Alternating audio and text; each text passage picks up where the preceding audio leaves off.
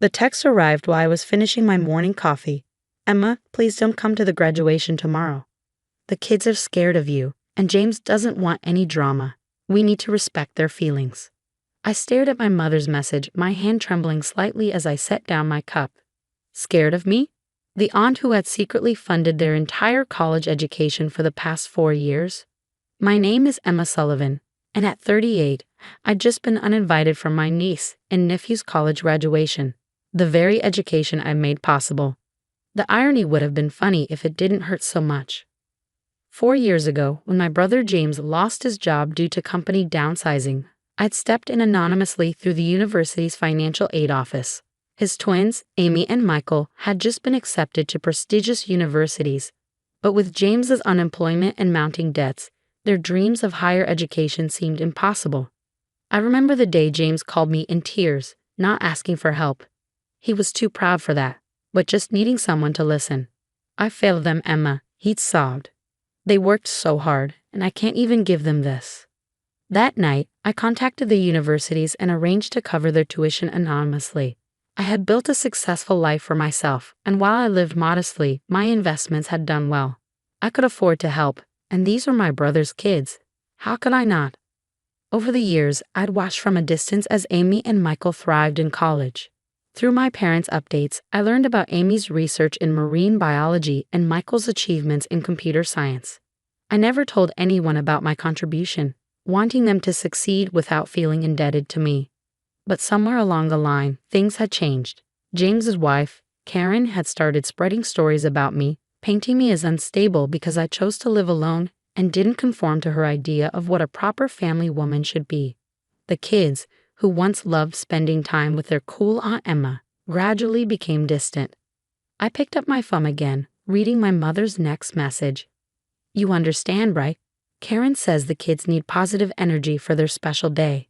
Maybe we can send you pictures? Pictures, like I was some distant relative rather than the aunt who'd invested over $200,000 in their future. The aunt who'd attended every school play, every sports game, until Karen decided I wasn't family material. My father's message followed. Princess, please don't make this difficult. James is finally getting back on his feet, and the kids are doing so well. Let's not stir up any issues.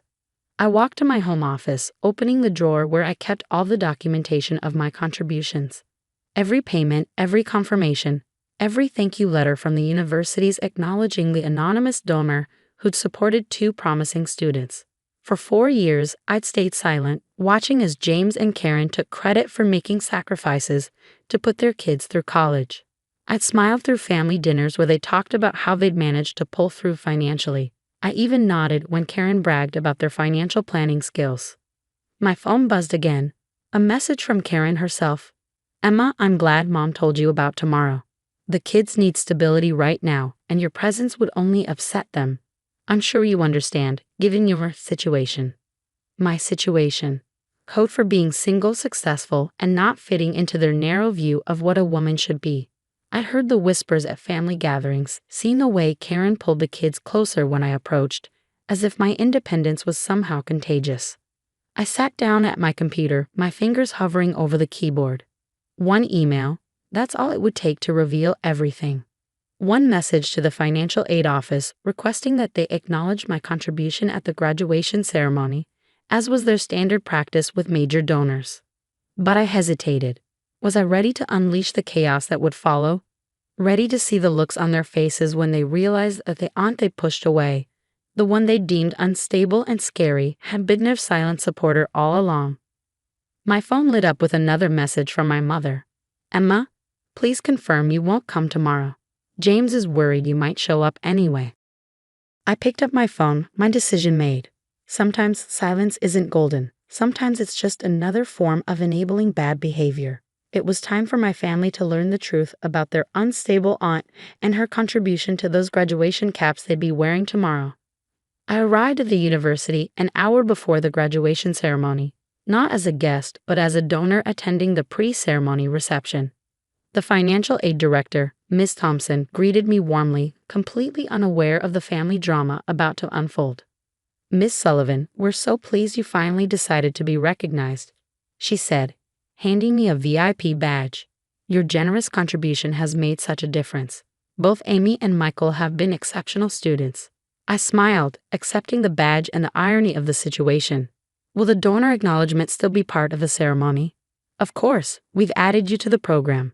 You'll be recognized right before the engineering and science graduates, which includes both your niece and nephew, if I'm not mistaken.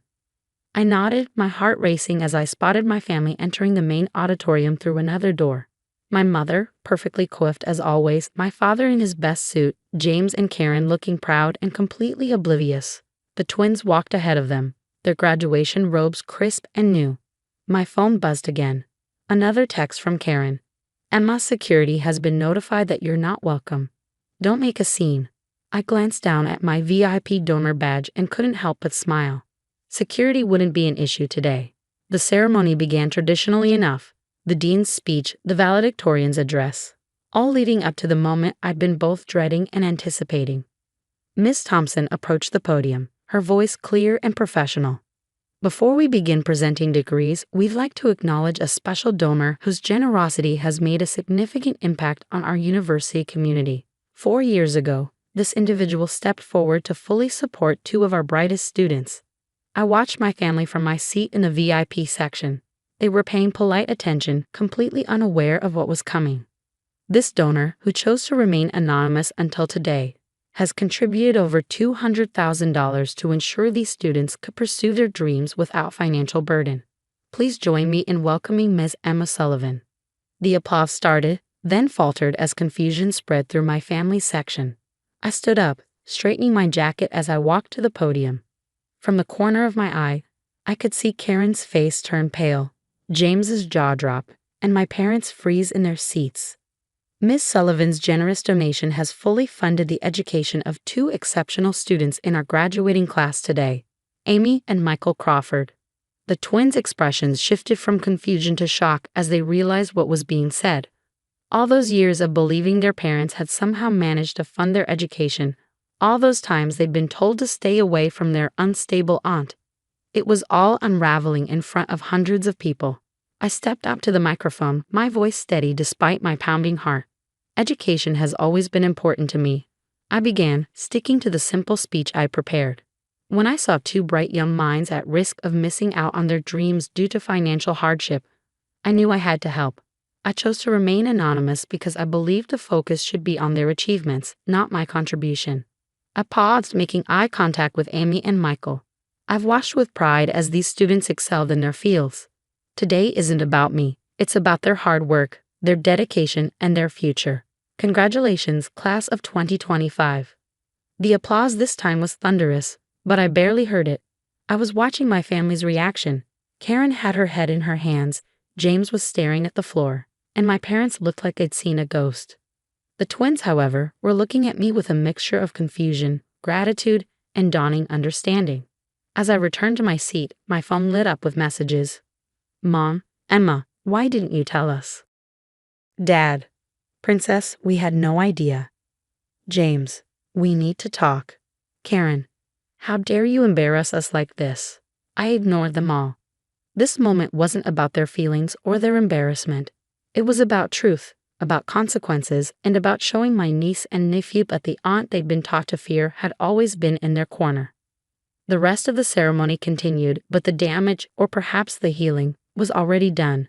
When Amy and Michael's names were called, they each paused on stage, looking toward the VIP section where I sat. Amy gave a small wave, and Michael nodded, the first acknowledgement I'd received from them in years.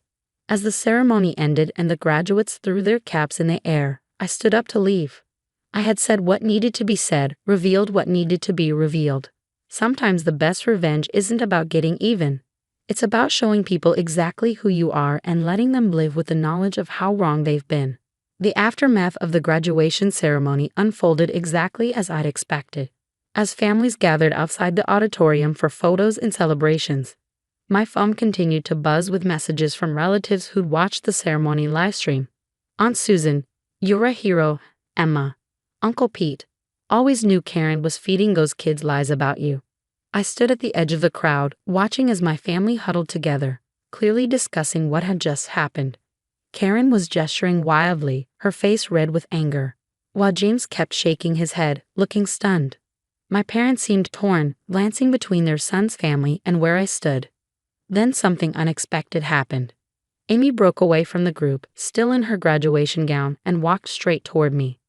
Michael hesitated for a moment, then followed his sister. Aunt Emma, Amy's voice was soft, uncertain. Can we talk? I nodded, leading them to a quiet spot under a nearby tree. Up close, I could see tears in Amy's eyes.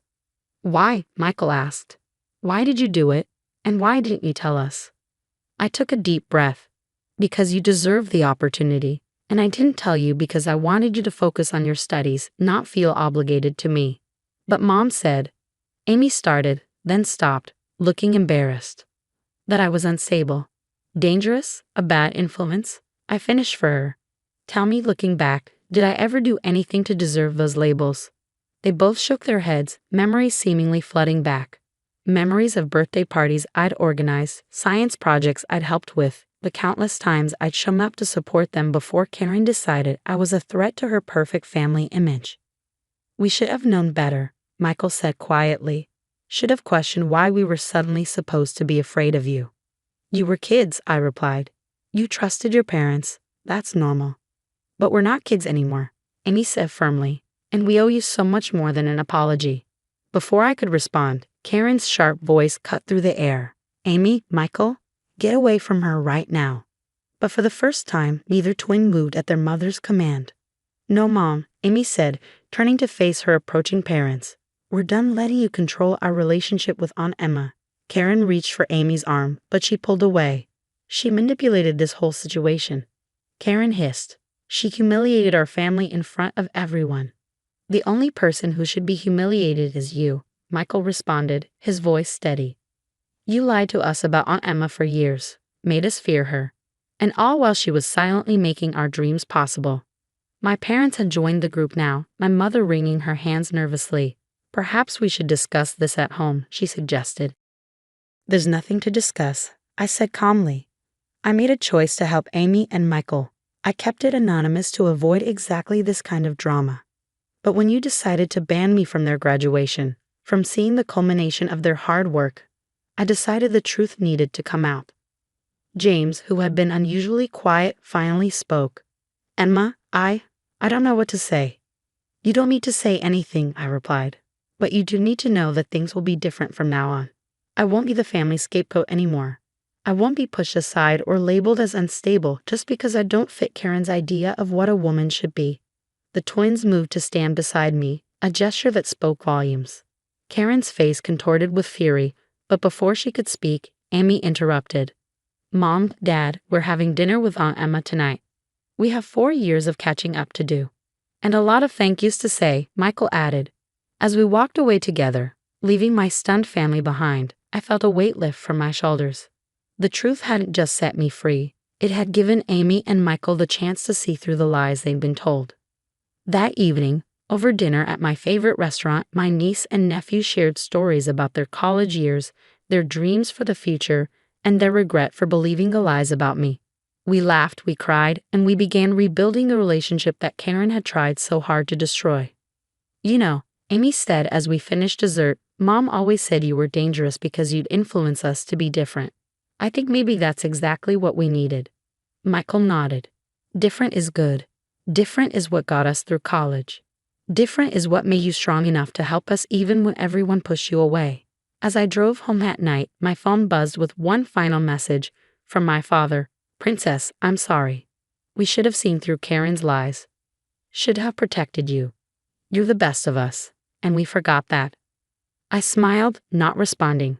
Sometimes the best endings aren't about forgiveness or reconciliation with everyone.